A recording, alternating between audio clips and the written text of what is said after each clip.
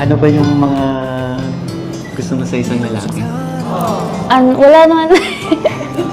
wala, wala naman.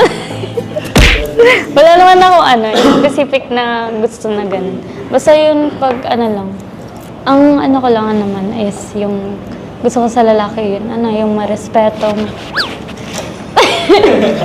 Mapagmahal sa magulang yung ganun. Tapos yung mabait. Ako talaga yun! Hello mga mom and sir! Welcome po kayo sa aking channel, ang Mom Flourish Channel. For today's video, pag-uusapan po natin ang most anticipated love team ng Kalingap. Anticipated pa lang kasi wala pa naman kasiguraduhan kung magiging love team sila. Kasi nga, tinitignan pa nga ni Kalingap Rob kung ano yung magiging response. Ayan. Ito siguro yung ang dami-dami ng sumusuporta pero wala pa naman ni isang vlog si Kalingap Rob tungkol sa kanila, di ba? Ang tangi lamang nating nakitang magkasama sila o nagkalapit sila ay nung sa gender reveal, di ba?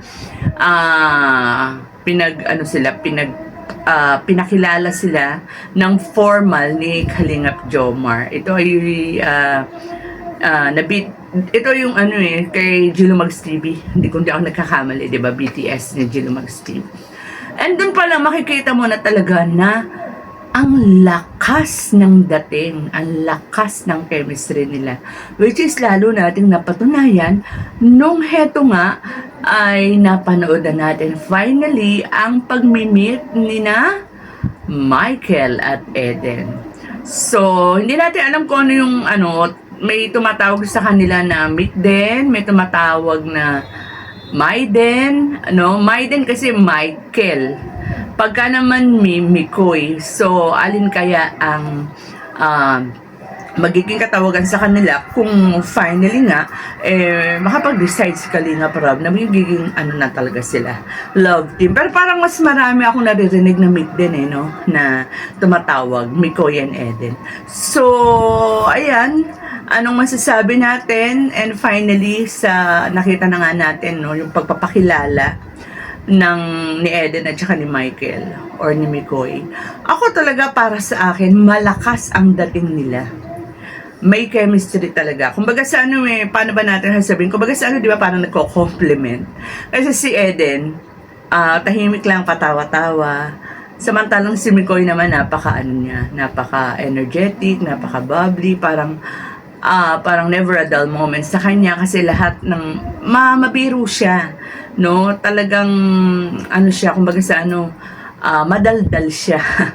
Hindi hahayaang mablangko or magkaroon ng katahimikan kapag magkasama nag-uusap. Parang mahusay si Mikoy bilang kung ito na nga ang magiging magiging permanenteng ka-love team ni Eden. At malaking tulong kay Eden to, magkaroon siya ng ganyang ka-love team na talagang masasabi natin na gwapo, talented, and mahusay magsalita, mabiro, may sense of humor, ika nga.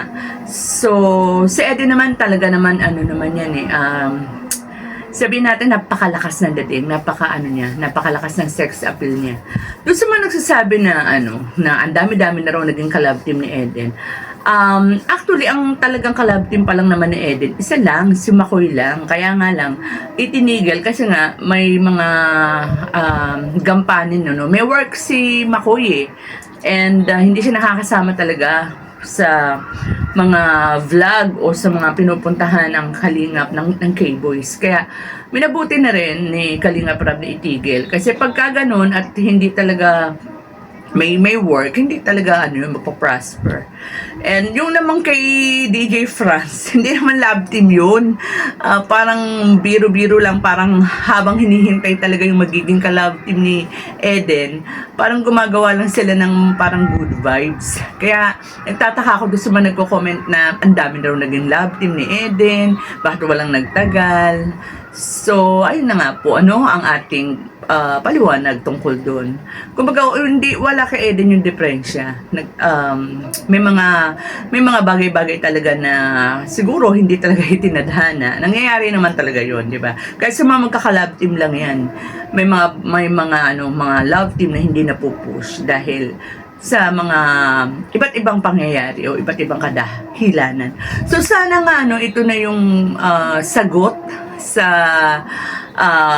pagiging kumbaga para matulungan si Eden, kasi sabi nga sa lahat ng Kalingap Angels batch 1, siya na lang ang walang pabahay. Hindi pa siya napapabahayan, and sana ito ay yung kung may prepare nga siya ka ng tuluyan kay Michael, makatulong talaga. At sinabi naman niya ni Michael na kahit sino ang i-love team sa kanya, as long as makakatulong siya doon sa ipinapartner sa kanya, walang problema, no?